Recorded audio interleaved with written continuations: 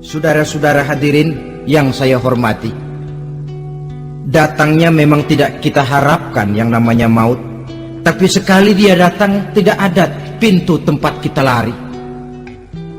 Dia memang tidak pernah kita undang, tapi sekali dia datang mengetok pintu, kekuatan apa yang bisa menolak? Dia sebuah tanda seru dalam kehidupan.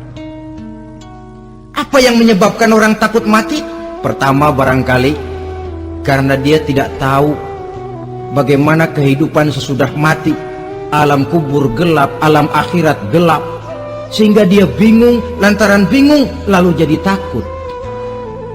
Yang kedua, boleh jadi oleh bayangan-bayangan dosa yang pernah dia kerjakan di dunia ini. Kerjanya cuma menumpuk dosa.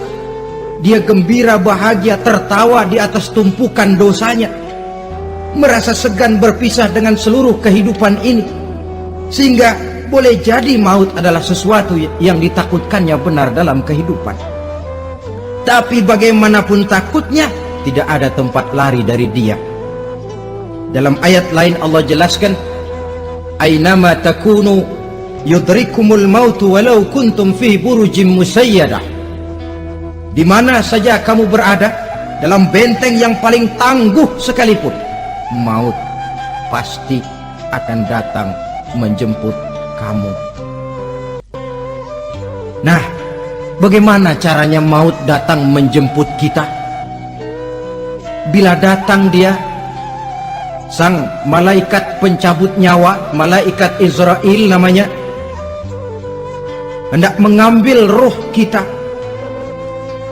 Dalam suasana macam begitu, di akhir kehidupan dunia, dalam berhadapan dengan sakaratul maut, terbagilah manusia dalam dua bagian besar. Pertama, yang menghadapi sakaratul maut itu dengan husnul khatimah, baik di akhirnya, sehingga pada saat rohnya berpisah dengan jasadnya, kelihatan dia seperti senyum, mukanya cerah. Bahkan sebelum itu boleh jadi dia sempat meninggalkan pesan-pesan yang baik. Ada yang sempat azan, ada yang sempat baca Quran. Pernah kan nemui orang yang mau mati seperti itu? Yang sempat azan, yang sempat baca Quran, yang sempat meninggalkan wasiat-wasiat yang baik. Sebab apa? Malaikat maut datang menjemput mereka juga dengan baik-baik. Dicabut ruhnya perlahan-lahan, tapi sungguh pun perlahan-lahan. Pedihnya, sakitnya tetap tiada tara.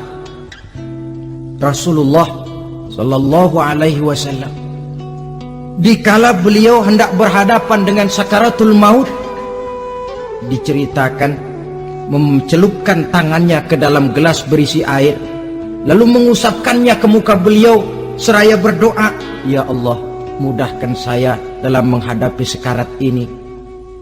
Beliau juga yang mengatakan bahwa sakitnya sakaratul maut sama dengan 300 kali bacokan pedang.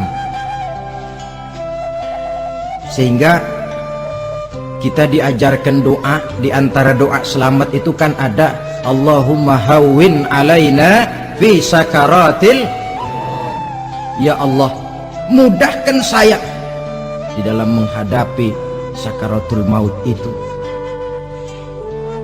Ketika ruh ini keluar dari jasad, mata masih mengikuti ruh itu. Jika kadang-kadang ada yang matanya terbelalak dan tidak sempat ditutup, terbuka terus, mengikuti ruh itu keluar dari jasadnya. Adapun golongan kedua, manusia yang ketika berhadapan dengan sakaratul maut mendapatkan su'ul khatimah, jelek di penghabisannya. Sekaratnya sudah setengah mati, lalu jelek juga di akhirnya, mati dalam keadaan yang tidak baik, tidak terpuji. Ada yang lagi megang kartu, mati. Ada yang lagi di tempat ngadu ayam, mati. Ada yang lagi di tempat pelacuran, mati. Ada yang lagi megang botol minuman keras, mati. Nih barangkali malaikat maut gemes banget nariknya, lu bajingan, lu tarik terus kan. Mati su'ul khatimah. Makanya bagus itu. Kadang-kadang di majelis-majelis taklim kan sering dibaca, ya Allah biha, ya Allah biha, ya Allah bihusnil khatimah. Kan ada itu? Ada enggak? Saudara hadirin, mohon agar oleh Allah kita diberikan husnul khatimah, baik di saat ruh akan berpisah dengan jasad.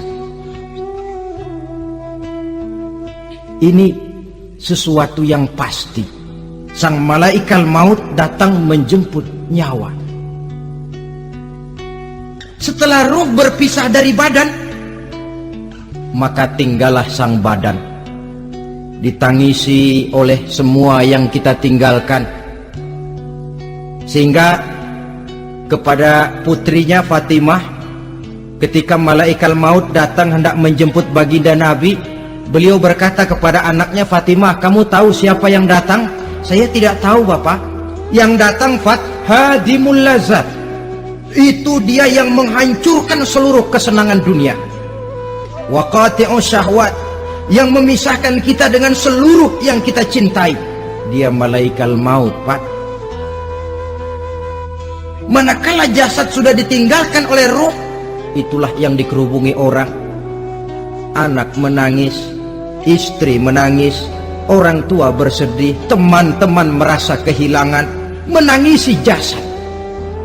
Diuruslah jasad kita, dimandikan sebagaimana mestinya, dikafankan dengan kain putih 3 lembar. Itu yang hendak kita bawa kembali ke tempat asal kita. Pakaian sutra, jas yang mereknya Switzerland wool, kain yang Samarinda, sepatu yang Belly atau Beltoni, jam tangan yang Rolex, kendaraan yang serba mewah, tidak ada yang menyertai kita. Kain putih 3 lembar itu saja lagi. Demi setelah dikafankan, dibujurkan kita menghadap ke arah kiblat, orang banyak pun datang menyolatkan kita dengan 4 takbir, diiringi dengan doa. Lalu upacara pelepasan, berangkat kita meninggalkan anak, istri, suami, kampung halaman, tanah air, bahkan alam dunia ini. Selamat tinggal alam dan seluruh isinya. Tinggallah yang tinggal. Saya akan kembali ke tempat asal dari mana saya datang, untuk kembali mempertanggungjawabkan seluruh perbuatan saya dalam kehidupan ini. Manakala upacara pelepasan selesailah sudah, dimasukkan kita ke keranda jenazah, digotong orang, bismillah wa ala millati rasulillah, dibawa ke tempat peristirahatan terakhir katanya. Padahal dulu kalau mau kita istirahat, ke villa lah kita, ke Bali lah kita, ke Hong Kong lah kita, ke tempat-tempat tamasya yang indah. Oh, rupanya akan sampai juga perjalanan menuju tempat peristirahatan terakhir, yang luasnya tidak akan lebih dari 2 kali 1 meter. Diusung orang kita, diantarkan orang banyak. Manakala sampai ke atas liang lahat, pengusung jenazah dibuka, diturunkan kita ke liang lahat, dibaringkan.